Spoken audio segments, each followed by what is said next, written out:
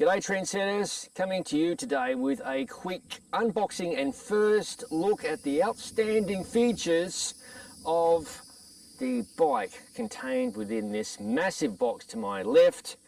The branding's a giveaway. The bike is by Van Rysel. It's their GRVL AF, and the bike is a budget machine. Hopefully it won't break your budget. It's kitted out with SRAM's Apex 1x12 speed mechanical drivetrain with hydraulic disc brakes. Before I crack open the box, let's get a bit of background information on the Van Rysel company. Van Rysel is a French brand, and the name literally translates to from Lille, which is a very famous town in France.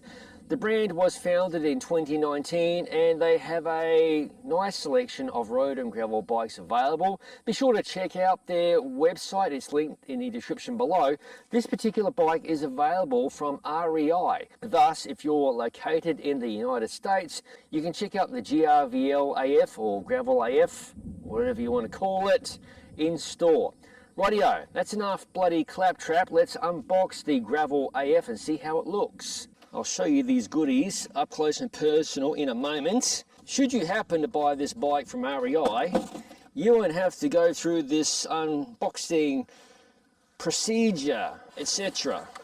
Here's the Gravel AF. Let's get all of this unpacking material out of the way. Here we are. The Gravel AF's frame is constructed from EVO G22 aluminium of the 6061 variety. There is double butted tubing at play there. That generally means a little bit lighter weight versus straight gauge. Nice. And tyre clearance on the frame is set at 700C by 50 millimeters.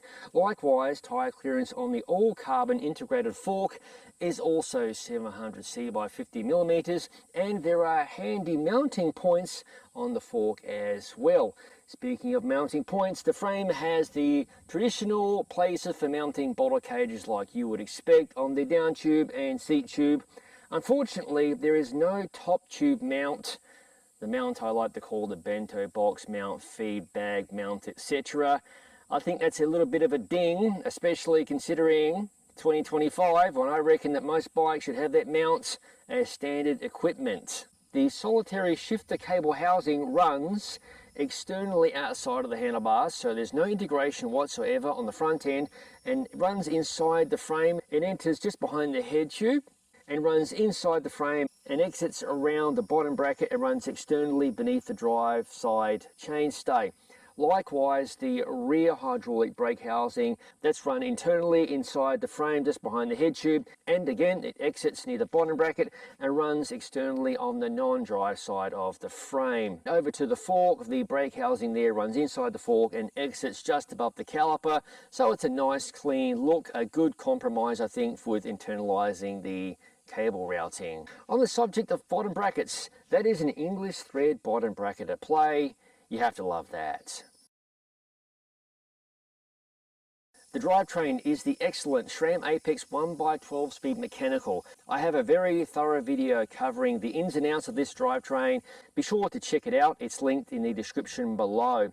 As for the gearing, that's a 40-tooth 1x chainring on the crankset, and at the rear of the bike we have a 10-44 12-speed cassette. The cockpit parts are no nonsense. I'm assuming they're by Van Rysel. They're all aluminium or aluminum if you prefer. And some of the sizing, for example, the stem and the crankset, will be dependent on what frame size you purchase.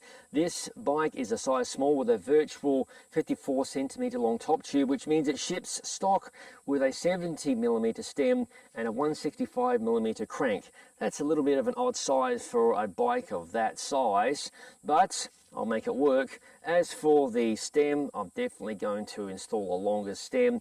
And regarding the 27.2 millimeter seat post, I'm right on the limit line, so I might be utilizing another seat post to make this bike work for me. One thing to remember, bike fitting is personal. What works for me may not work for you.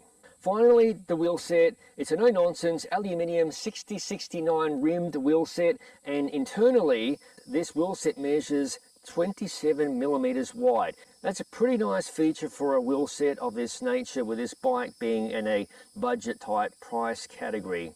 There are 28 spokes front and rear, no nonsense build. The wheels are tubeless ready to go, and the tyres, they are the Hutchinson Touareg. What you receive if you purchase online or at REI should be the 700C by 45mm variant. However, somebody screwed up sending this bike to me because I've got a 700 by 50 on the rear and a 700 by 40 on the front. So if I utilise these tyres, I might be swapping them around because you always want to run the bigger tyre on the front. Rightio, trendsetters, that wraps up my first look at the Van Rysel Gravel. Between now and the review appearing, I like to post teaser images as the review rolls along to the Gravel Cyclist social media entities such as those on Facebook and Instagram.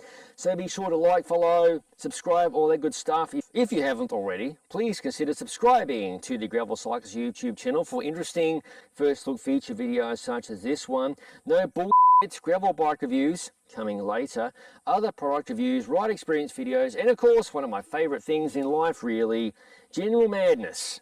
What the hell are you two doing? Oh my god.